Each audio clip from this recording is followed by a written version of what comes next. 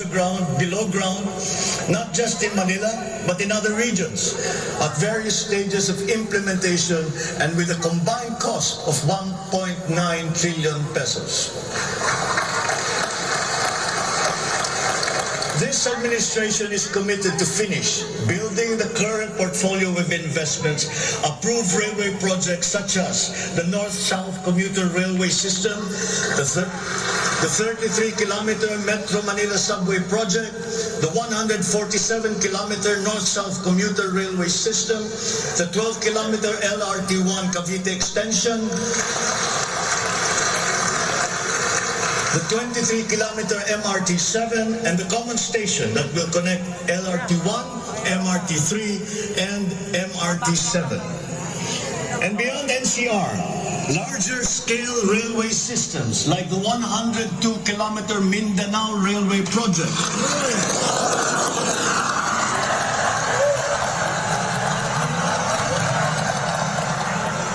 the Panay Railway Project, and the Cebu Railway System will be integrated as a vital part of our transport and communication systems. We will also continue to improve our roads and transportation systems in key cities throughout the country through various projects such as the Cebu Bus Rapid Transit, Davao High Priority Bus System, Ilocos Norte Transportation Hub, and El Nido Transport Terminal.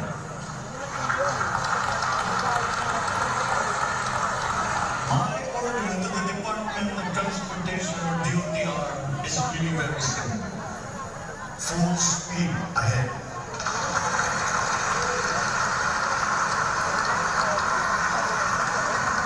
Improving our railway system along with modernizing existing airports and seaports will maximize our strategic location in the Pacific and connect our many islands.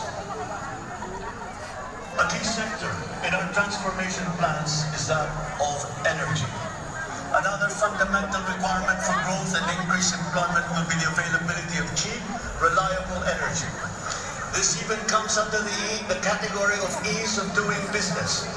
If we are to attract investors, both local and foreign, to set up shop here in the Philippines.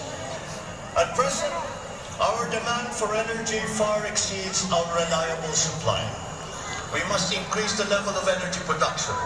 We must look at every possible option that would be appropriate for the Philippine situation. There is some room to expand our present power supply through existing power sources, but this is only to a very limited extent. We must build new power plants.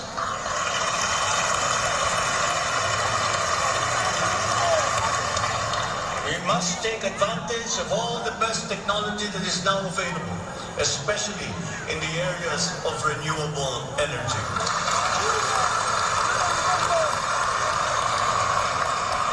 Our search for new power sources should always be with an eye to improving the mix of the energy supply between traditional and renewable sources. The technology on renewable energy is progressing rapidly, and many of these technologies are appropriate for the Philippines. We have already begun windmill power. We are now expanding very quickly our solar power production.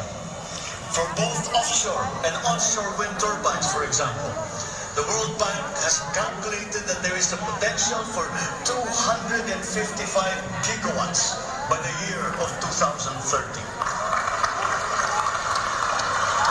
Solar power has steadily increased its efficiency in converting sunlight to electrical power, which is particularly attractive for the Philippines. Because unlike wind power, solar power is practical almost everywhere in the Philippines all year round. In the move to lowering our carbon footprint caused by energy production, our advancement to renewables will have a lead time. In the interim, natural gas will hold the key. We will provide investment incentives by clarifying the uncertain policy in upstream gas, particularly in the area close to Malampayan. This requires clarification of the processes and review of service contracts policy. I believe that it is time also to re-examine our strategy towards building nuclear power plants in the Philippines.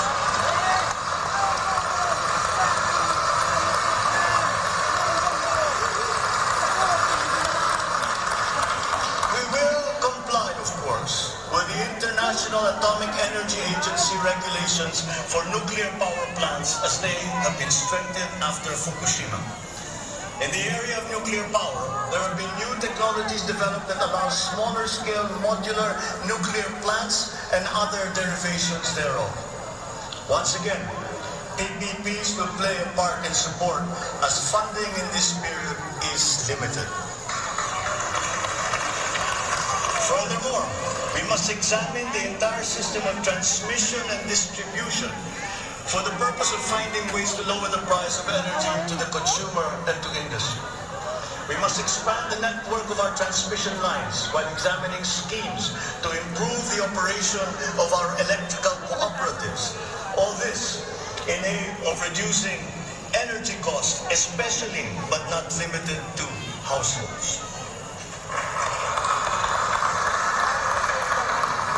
All this impetus for development and growth we undertake within the context of accelerating climate change and extreme weather conditions.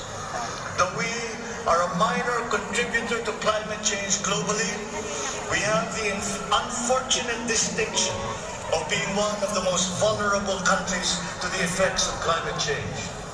For the welfare of our people, it is incumbent upon us to alleviate the effects of that vulnerability. The use of renewable energy is at the top of our climate agenda.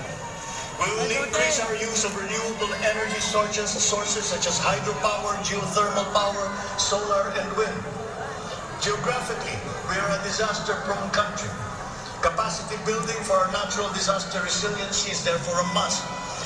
Investment in science and technology is imperative to enable us to have accurate weather forecasts and on-time disaster alerts. Studies show that already now, many areas in the Philippines are at high risk from the rise in sea levels brought about by the increase in global temperature. We must adapt to this phenomenon with disaster-proof planning for our communities. We will also look into the precarious fresh water supply situation in the country, especially in our urban areas. Many of our water supply systems date back to the 1950s, and they must now be rehabilitated and improved. I've instructed the DNR, together with the DPWH, to explore possible partnerships with the private sector to address this crucial situation. The Philippines has excellent laws on the environment, but we have to guarantee that these laws are properly enforced. And this will require a great deal of coordination and cooperation between concerned government agencies and private stakeholders. Companies who exploit our natural resources must follow the law. We all have the responsibility to preserve this earth, for we are but custodians and we will pass on this great treasure to future generations.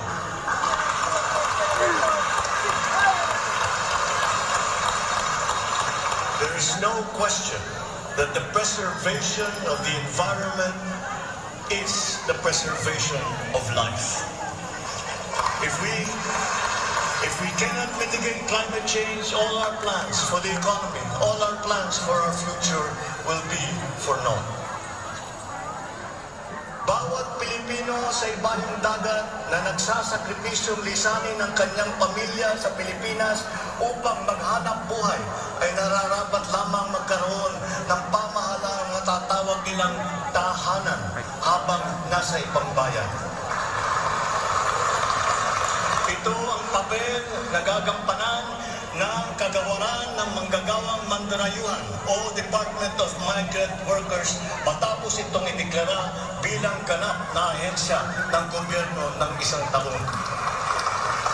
Ang kagawaran ito ang magsisilbing kanlungan ng ating mga kababayan sa gitna ng mundong walang kasiguruhan at mahigpit na kompetisyon.